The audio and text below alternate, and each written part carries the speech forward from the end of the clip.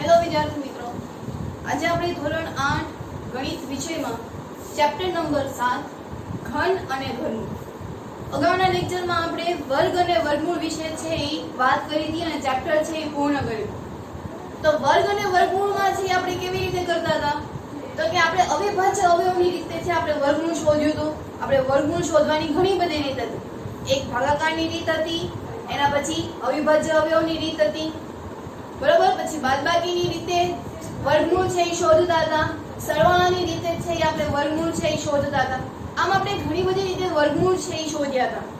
આપણે એના વર્ગ અને વર્ગમૂળ પણ આપણે પાકા કર્યા હતા, બરાબર. તો હવે આપણે ઘન અને ઘનમૂળ છે એ પાકા કરવાના. તો આ ઘનમૂળ છે એ શું છે, ઘન છે એ શું છે, તો પહેલા આપણે ઘનની વ્યાખ્યા છે તમને કહી દઉં કે આપેલી કોઈ સંખ્યા છે એને 3 વખત ગુણીએ છીએ અને કોઈ જે આન્સર મળે છે તો એને આપણે ઘન છે એ કહીએ છીએ.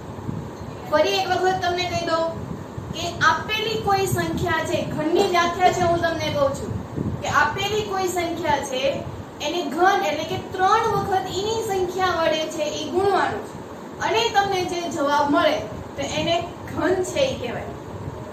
તો હવે આપણને એવો પ્રશ્ન થાય કે ઘનમૂળ એટલે શું, તો કે આપણે જે આન્સર મળ્યો છે તો એ કઈ સંખ્યાને આપણે ગુણી હતી તો એને એનું ઘનમૂળ છે એ કહેવાય. તો એક ઉદાહરણ છે હું તમને કહું કે અમે કોઈ સંખ્યા છે એ 2 લીધી, મારે એને 3 વખત ગુણવું છે એટલે કે 2 ગુણ્યા 2 ગુણ્યા 2 એટલે જવાબ શું આવ્યો અહીંયા 8.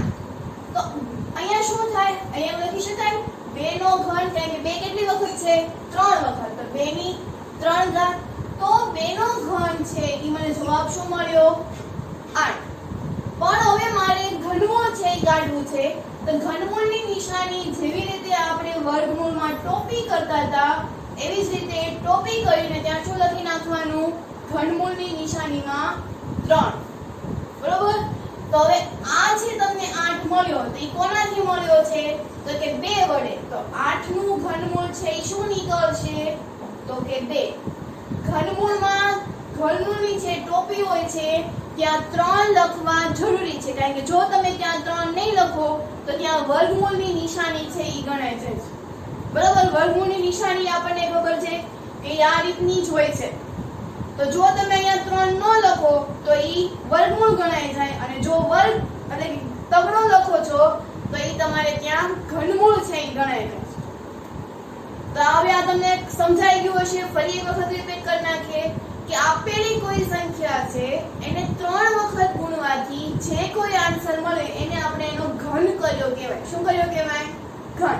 હવે આપણે ઘનમૂળ કાઢવું છે તો જે સંખ્યા મળી છે એ કઈ સંખ્યાથી મળી છે, એની મૂળ સંખ્યા કઈ થશે તો કે જે કોઈ આપણે સંખ્યા ગુણી છે તો એની મૂળ સંખ્યા એટલે કે એનો ઘનમૂળ છે એ નીકળ્યો કહેવાય. અહીંયા ઉદાહરણ 8 છે તો 2 નો ઘન કરવાથી જવાબ 8 મળે છે અને 8 નું ઘનમૂળ મારે કાઢવું હોય તો શેમાંથી મળ્યું તો કે 2 માંથી, તો ઈ મારું ઘનમૂળ થયું. તો અહીંયા થોડાક આપણે પેલા ઘન અને ઘનમૂળ છે એના વિશે વાત કરી નાખીએ, પછી આપણે થોડાક એના નિયમો છે એ લખી નાખીએ. તો જેવી રીતે આપણે વર્ગ છે એ પાકા કર્યા હતા તો એવી જ રીતે આપણે ઘન પણ પાકા કરવાના છે. તો લખી નાખીએ 1 નો ઘન 1, 2 નો ઘન 8, ગુણાકાર સાથે લખતા જઈએ. અહીંયા 1 ગુણ્યા 1 જવાબ આવશે 1. અહીંયા 2 નો ઘન છે એટલે શું આવશે 2 ગુણ્યા 2 ગુણ્યા 2 2 દુ 4 દુ 8. એવી રીતે 3 લઈએ તો 3 ગુણ્યા 3 ગુણ્યા 3 3 તેરી 9 તેરી 27 એટલે 3 નો ઘન શું થશે 27. 4 નો ઘન તો 4 ગુણ્યા 4 ગુણ્યા 4 તો 4 નો ઘન થશે 64. ચોકે ચોકે 16, 16 ચોક 64. એના પછી 5 નો ઘન તો 5 ગુણ્યા 5 ગુણ્યા 5 તો 5 છે 3 વખત તો 5 5 25, 25 પંચા 125. 6 નો ઘન તો 6 ગુણ્યા 6 ગુણ્યા 6 તો 6 36, 36 6 216. બરાબર. નો આવડતો ત્યારે ગુણાકાર કરી નાખવાનો. ઘન તો 7 ગુણ્યા 7 ગુણ્યા 7 તો 7 નો ઘન થશે 343 આ તો આપણને આવડતું હોય ને એટલે આપણને આવડે બરોબર પછી 8 નો ઘન તો 8 ગુણ્યા 8 ગુણ્યા 8 તો 8 નો ઘન થશે 512 9 નો ઘન તો 9 ગુણ્યા 9 ગુણ્યા 9 તો 9 નો ઘન થશે 729 અને 10 નો ઘન થશે તો 10 ગુણ્યા 10 ગુણ્યા 10 જેવી રીતે 10 નો વર્ગ 100 થતો જાય એટલે 10 નો ઘન છે ઈ થશે 1000 તો અહીંયા આપણને શીખવા મળે કે ઘન કરવાથી સંખ્યા છે ઈ 3 થશે 3 ગણી થશે જો 1 મીંડું હતું તો એનું 3 ગણ થયું અહીંયા 100 આપેલા હશે તો 6 મીંડા છે આવશે જે રીતે વર્ગમાં છે ઈ ડબલ થતા હતા એવી રીતે ઘનમાં છે ઈ 3 ગણા થશે તો આપણે એના ઘન અને ઘનમૂળ શીખ્યા એક વખત સાથે બોલીએ આપણે સાથે સાથે જ બોલવાનું છે તો 1 નો ઘન 1 જોઈ જોઈને બોલશો તો પણ ચાલશે 1 નો ઘન 1 2 નો ઘન 8 3 નો ઘન 27 4 નો ઘન 64 5 નો ઘન 125 6 નો ઘન 216 7 નો ઘન 343 8 નો ઘન 512 9 નો ઘન 729 10 નો ઘન 1000 આપણે 10 સુધી છે એ પાકા કરવાના છે તો આપણે ઘન અને ઘનમૂળ વિશેની વાત કરી તો હવે આપણે થોડાક નિયમો છે એ જોઈ લઈએ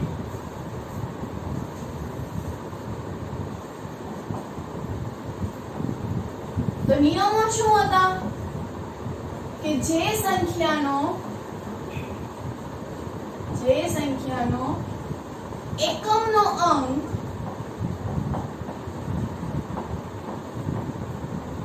એક હોય અને તેનો ઘન કરતા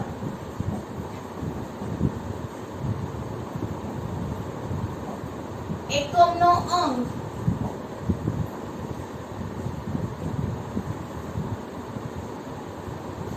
એક મળે શું મળે કે કોઈ સંખ્યા છે કે જેનો એકમનો અંક 1 છે અને આપણે એ સંખ્યાનો ઘન કરવો છે તો ઈ સંખ્યાનો એકમનો અંક શું આવશે તો કે 1 એના પછી જો સંખ્યાનો એકમનો અંક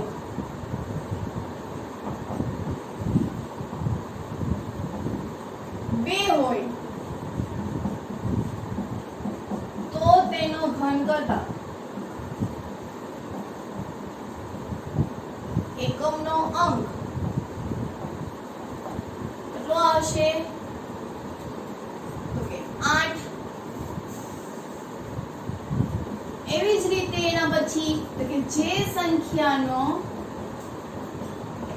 એકમનો અંક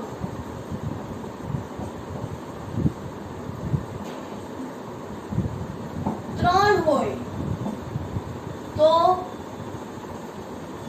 ઘન કરતા એકમનો અંક શું મળે છે તો કે 7 જો અહીંયા આપણે જોવા મળે કે 3 નો ઘન 27 છે તો 27 નો એકમનો ઘન શું આવ્યો 27 નો એકમનો અંક શું છે તો કે 7 તો એવી કોઈ પણ સંખ્યા હશે કે જેનો આ એકમનો અંક 3 હશે અને આપણે એનો ઘન કરવો હશે તો એનો એકમનો અંક શું આવશે 7 જે સંખ્યાનો એના પછીની જે સંખ્યાનો એકમનો અંક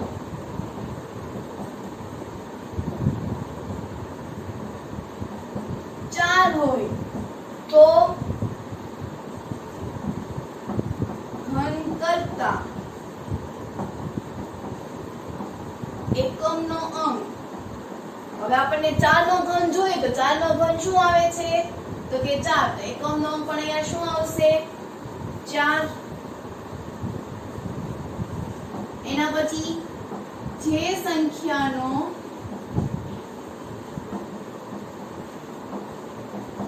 એકમનો અંક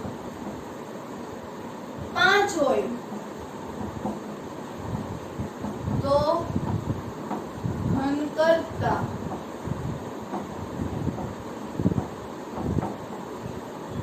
એકમનો અંક 5 મળે, કારણ કે 5 નો ઘન 125 ને 125 માં એકમનો અંક શું અહીંયા આવશે તો કે 5. એના પછીના નિયમો તો કે જે સંખ્યાનો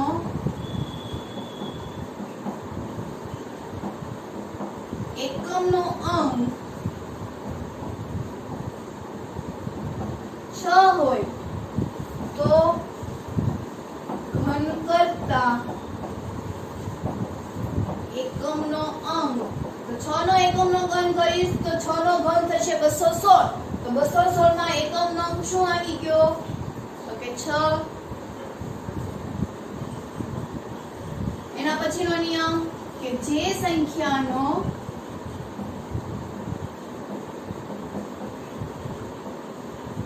એકમનો અંક 7 હોય તો ઘન કરતા એકમનો અંક 3 મળે છે. એવી જ રીતે એકમનો અંક છે જો જે કોઈ સંખ્યા છે અને એનો એકમનો અંક 8 છે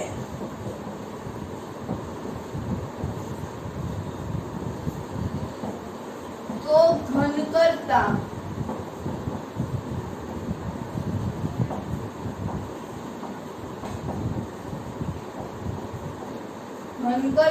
એકમનો અંક છે ઈ 2 મળે છે. શું મળશે 2. કેમ તો 8 નો ઘન શું આવે છે 512, તો 512 માં એકમનો અંક કયો થયો અહીંયા તો કે 3. તો એવી કોઈ પણ સંખ્યા હશે કે જેનો એકમનો અંક 8 હશે તો એનો ઘન કરતા તેનો એકમનો અંક શું આવશે તો કે 2. એવી રીતે જો એકમનો અંક 9 હશે, જે સંખ્યાનો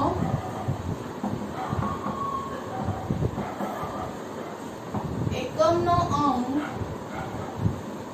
9 હોય તો ઘન કરતા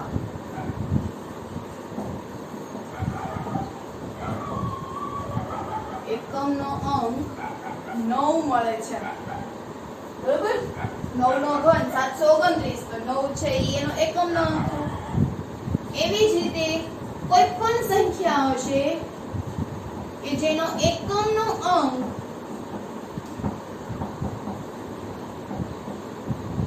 0 હોય તો ઘન કરતા એકમનો અંક 0 છે એ આવે છે. બરોબર, તો આ એક નિયમો થયા. એના પછી કરીએ જો એકમના અંક પર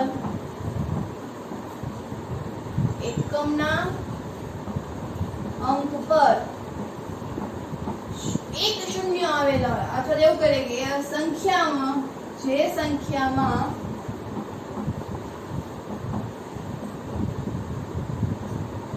એક શૂન્ય આવેલા હોય, જે સંખ્યામાં એક શૂન્ય આવેલા હોય અને તેનો ઘન કરતા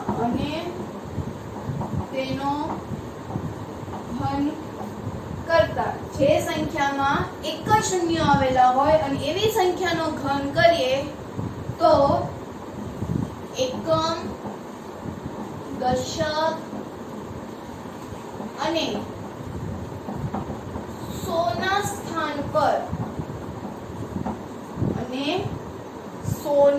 સ્થાન પર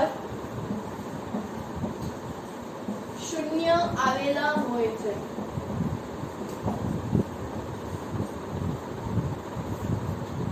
બરોબર, તો આટલા નિયમો છે યાદ રાખવાના છે. જેવી રીતે આપણે વર્ગ અને વર્ગમૂળમાં છે આ નિયમો ધ્યાન રાખ્યા હતા.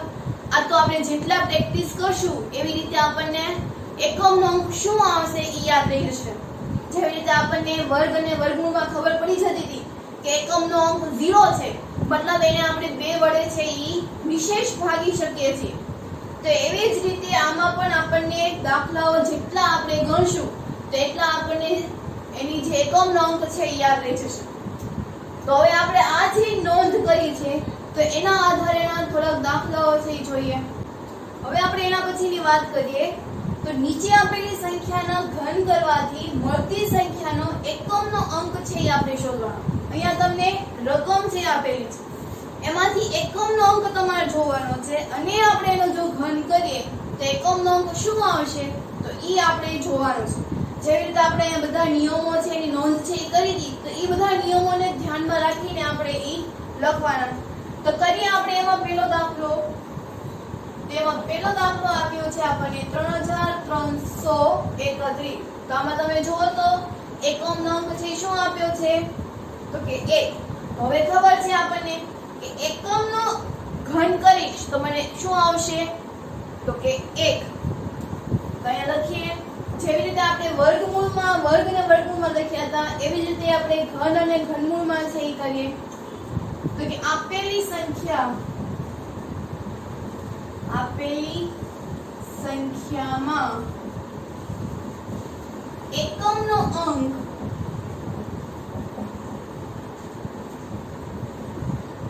એક છે. આથી આ સંખ્યાનો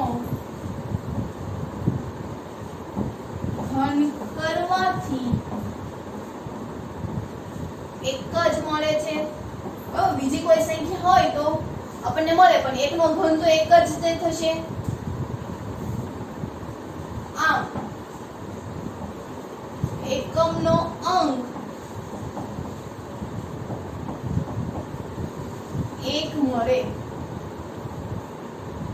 એના પછી બીજો દાખલો છે લઈએ તો બીજો દાખલો આપણને આપ્યું છે 8888. શું આપ્યું છે આપણને 8888. તો આ સંખ્યામાં એકમનો અંક શું છે તો કે 8. હવે આપણને બધાને ખબર પડી ગઈ છે કે એકમ દશક સો છે ઈ કોને કહેવાય. આ બધી આપણે પ્રાઇમરીમાં છે ઈ આવી ગયેલું છે. તો કે આપેલી સંખ્યામાં એકમનો અંક 8 છે. એકમનો અંક શું છે 8 અને આ સંખ્યાનો ઘન કરવાથી આ સંખ્યાનો ઘન કરવાથી શું મળે છે 8 નો ઘન શું થતો હતો તો કે 512. ઘન કરવાથી 512 મળે છે અને ઘન કરતા એકમનો અંક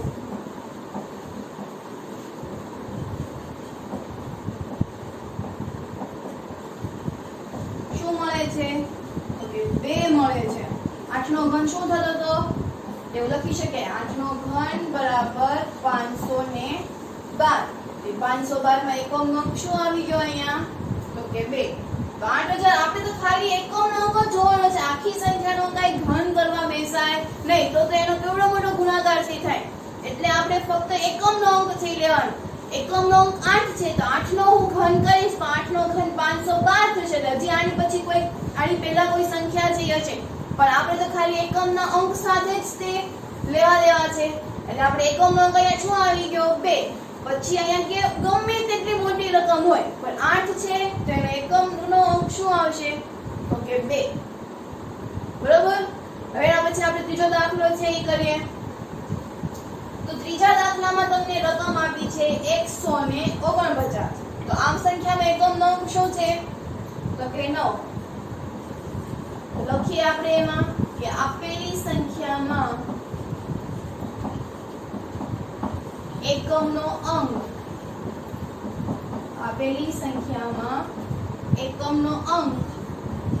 9 છે અને આ સંખ્યાનો ઘન કરતા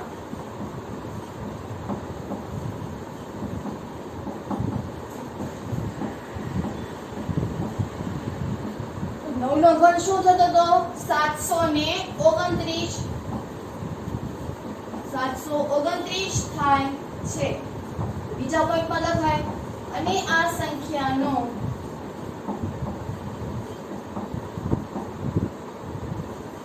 એકમનો અંક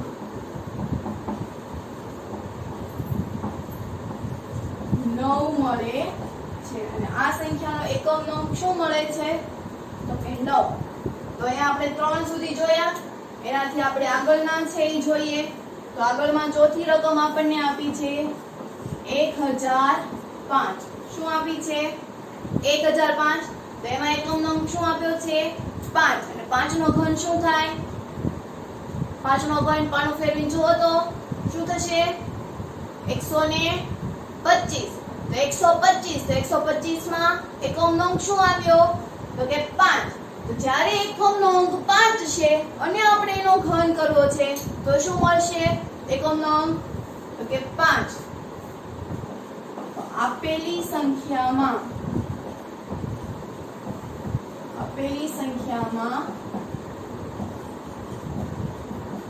એકમનો અંક આપેલી સંખ્યામાં એકમનો અંક 5 છે અને આ સંખ્યાનો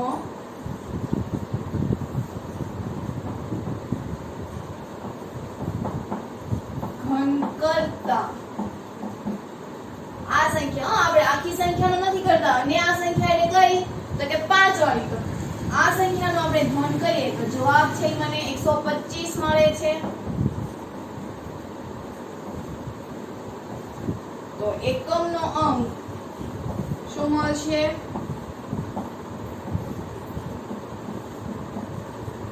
5 મળે છે. આપણે તો જે એકમનો અંક જે બધામાં આપેલું છે આપણે તો એનું જ તે વર્ણન છે ઈ કરવાનું છે. પાછળની ગમે એવી મોટી રકમ આવે આપણે એની કઈ જોવાની ધ્યાનમાં રાખવાની નથી. એકમનો અંકને જ આપણે એના ઉપર ફોકસ છે ઈ કરવાનું છે. પાંચમો દાખલો જોઈએ. તો પાંચમાની રકમ આપણને આપી છે 1024. હવે આમાં જોવો તો કે આપેલી સંખ્યામાં એકમનો અંક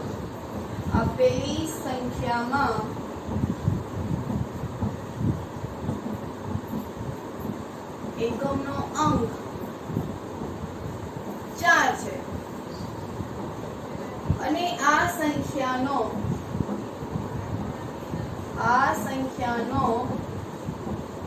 ઘન કરતા તો આપણે 4 નો ઘન કરીએ તો ચોકે ચોકે 16 ચોક 64 આપણે 4 છે ઈ ખબર પડશે. તો ઘન કરતા 64 છે ઈ મળે છે બરોબર. તો આખી સંખ્યાનો એકમનો અંક શું મળશે એકમનો અંક 4 મળે છે બરોબર. છઠ્ઠો દાખલો જોઈએ 77. તો 77 માં આપેલી સંખ્યાનો એકમનો અંક કયો છે તો કે 7. તો આપેલી સંખ્યામાં એકમનો અંક 7 છે. શું છે 7 અને ઘન કર અને આ સંખ્યાનો એવું લખે અને આ સંખ્યાનો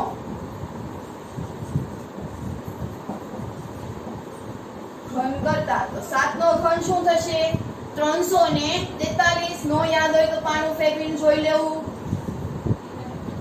અને આ સંખ્યાનો એકમનો અંક 7 છે અને તેનો ઘન કરતા 743 છે મળે. તો સોરી 343 છે મળે. તો 343 માં એકમનો અંક શું થશે ઓકે એકમનો અંક 3 મળે છે. શું મળે છે તો કે 3 મળે છે. એના પછી સાતમો દાખલો જોઈએ. હવે તો ખબર પડી જ ગઈ હશે બધાને. તો હવે ડાયરેક્ટ છે લખી નાખો. તમારે છે ઈ આવી રીતે વાક્યમાં છે ઈ લખવાનું હોય છે બરોબર. અહીંયા મારી જગ્યા નથી એટલે હું આવી રીતે વાક્યમાં નથી લખતી. પણ હવે તમને આ 6 દાખલા આપણે જોયા તેમાં આઈડિયા છે આવી ગયો હશે કે તમારે આપણે વાક્યમાં છે ઈ કેવી રીતે લખવાનું બરોબર. તો અહીંયા આપણે જ બોલીએ કે જેથી તમને લખવામાં છે ઈ સહેલું પડે. તો કે આપેલી સંખ્યામાં એકમનો અંક શું છે 2 અને આ સંખ્યાનો ઘન કરતા એકમનો અંક છે ઈ 8 મળે. 2 નો ઘન શું થતો તો 8. તો 8 પોતે એક એકમનો અંક છે.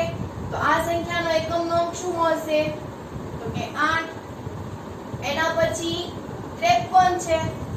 તો કે આપેલી સંખ્યામાં એકમનો અંક 3 છે. આખું સેન્ટેન્સમાં લખાય આની જેમ જ તે કે આપેલી સંખ્યામાં એકમનો અંક 3 છે અને આ સંખ્યાનો ઘન કરતા. હવે 3 નો ઘન છે એ શું થતો તો 3 ને 3 વખત કરો 3 ગુણ્યા 3 ગુણ્યા 3 તો 3 તેરી 9 9 તેરી 27. તો 3 નો ઘન શું થશે 27. તો એ 27 માંથી એકમનો અંક શું છે તો કે 3. આનું શું થતું તો 3 નો ઘન 27 અને 27 માં એકમનો અંક શું છે તો કે 7. તો એ 7 છે ઈ એકમનો અંક મળે છે. એકમનો અંક મળે છે. કયો મળે છે તો કે 7. તો આ જે આપણે જે નિયમો કર્યા છે એને ખાસ છે ઈ યાદ રાખી લેવાના છે. અથવા તો તમે ઘન અને ઘનમૂળ યાદ રાખશો તો તેના આધારે પણ તમને યાદ થઈ રહી જશે કે જો એકમનો અંક આ આપ્યો હોય અને એનો ઘન કરવો હોય તો એનો એકમનો અંક છે એ શું મળે છે. તો અહીંયા આજે આપણે ઘન ઘનમૂળ શીખ્યા, થોડાક નિયમો શીખ્યા અને તેના આધારે દાખલાઓ છે એ જોયા છે. તો હોમવર્કમાં આજે આપણે જેટલું ક્લાસ વર્ક કર્યું છે એ બધું એક વખત લખવાનું છે, સાથે ફેરબુકમાં પણ લખવાનું છે. ઘડિયાળ છે એ આપણે 21 સુધી છે એ લખવાના છે. અહીંયા જગ્યા નથી એટલે નોંધી લેવાનું શું લખવાનું છે. તો પહેલા શું લખવાનું તો કે આજનું જે ક્લાસ વર્ક છે એ રફ નોટમાં પણ લખવાનું અને ફેરબુકમાં પણ લખવાનું છે. બીજું હોમવર્ક કે ઘડિયાળ છે એ 21 સુધી લખવાના છે, 11 થી 21. ત્રીજું હોમવર્ક તો કે વર્ગ અને વર્ગમૂળ છે એ 15 સુધી લખવાના છે. ચોથું હોમવર્ક ઘન અને ઘનમૂળ ક્યાં સુધી લખવાના તો કે 10 સુધી લખવાના છે. તો અહીંયા જે આપણા લેક્ચર છે એ પૂર્ણ કરીએ.